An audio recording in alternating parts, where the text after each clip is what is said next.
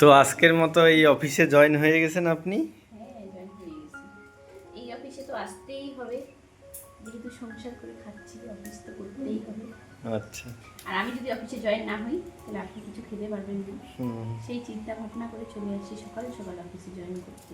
Hello everyone, আসসালামু আলাইকুম। কেমন আছো সবাই? আশা করছি সবাই অনেক বেশি ভালো এবং সুস্থ আছো। আমরাও আলহামদুলিল্লাহ বেশ ভালো আছি। নতুন দিনে নতুন আরও একটি ব্লগ ভিডিও নিয়ে হাজির হলাম তোমাদের সামনে। আই হোপ আমার আজকের ভিডিওটাও তোমাদের অনেক ভালো লাগবে। আজকে সুন্দর একটি রেসিপি শেয়ার করব, সেজন্য কিন্তু সব উপকরণ একদম রেডি করে নিয়েছি। তো চলো তোমাদের সঙ্গে শেয়ার করি। আর প্রথমেই তো দেখলাই আমার হাজব্যান্ড কীভাবে বলছে আমাকে নাকি চাকরিতে জয়েন করাইছে সে, আমি জয়েন্ট হয়ে গেছি, এরকম একটা ব্যাপার। তো আমাদের মধ্যে কিন্তু এরকম হাসি মজা খুনসুটি সবসময় চলতেই থাকে, সবসময় কিন্তু হাসি মজা এভাবেই চলে যাচ্ছে। কয়েকটা বছর হয়ে গেল, 4-5 বছর হয়ে গেল, আরও সারা জীবন এভাবেই কাটাতে চাই। তোমরা সবাই দোয়া করো।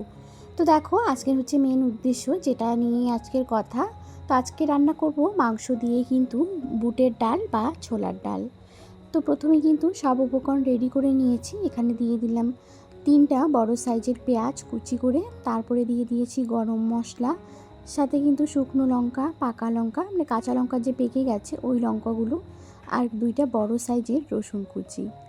এখন একটু সামান্য নাড়াচাড়া করে যখন হালকা একটু পেঁয়াজটা একটু লাল হয়ে আসছে, তখনই কিন্তু দিয়ে দিচ্ছি লবণ আর হলুদ। তারপরে কিন্তু একটু ভালো করে নাড়াচাড়া করে আমি আদা রসুনের পেস্টটাও দিয়ে দিয়েছিলাম। মশলাগুলোকে ভালো করে নাড়াচাড়া করে তারপরে কিন্তু মাংসটাকে অ্যাড করব। আর জানো তো প্রায় অনেক দিন পরেই রান্না করছি এই রান্নাটা।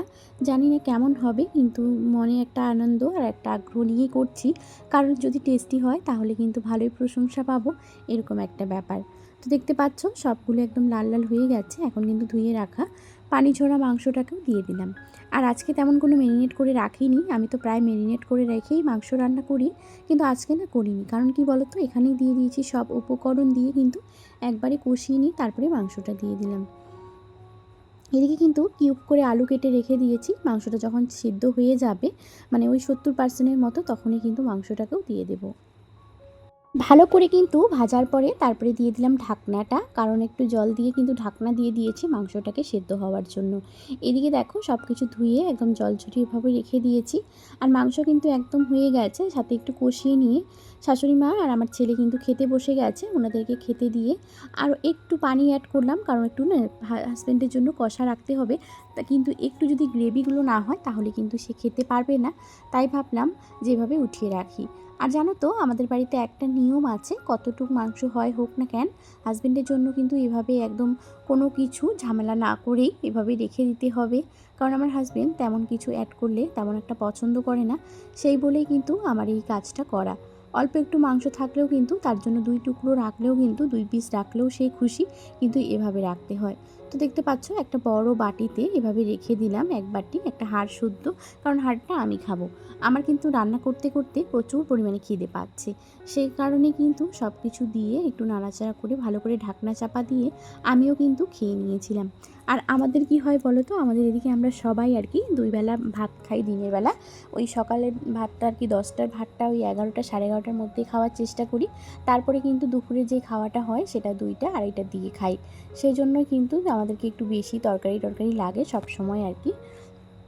আমাদের এদিকে কিন্তু প্রায় বাড়ি আমরা কিন্তু সবাই আর কি, প্রায় বলতে আমাদের এদিকে সবাই এরকম করেই খাই। তোমরা কে কে 3 টাইম ভাত খাও অবশ্যই কিন্তু কমেন্ট করে জানাতে ভুলো না।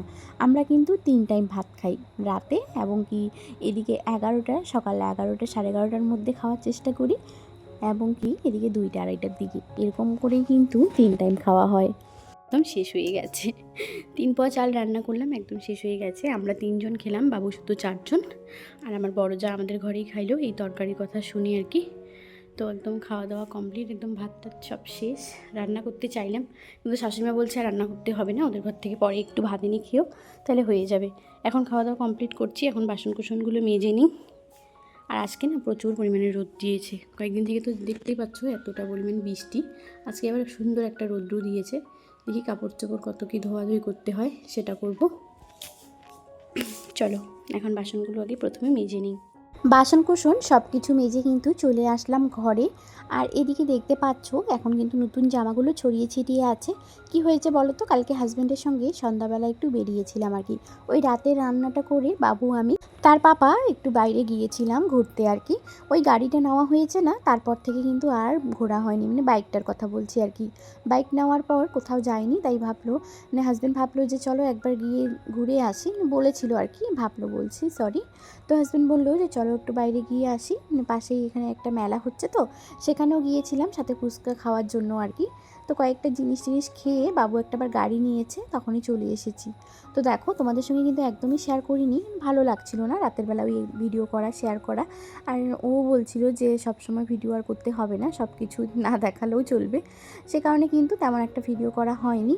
তো দেখো এখন কিন্তু সব কাপড় চোপড় ওভাবেই রেখে আগে রান্নাঘরে গিয়েছি, তাই এখন সব কিছু উঠিয়ে নিলাম।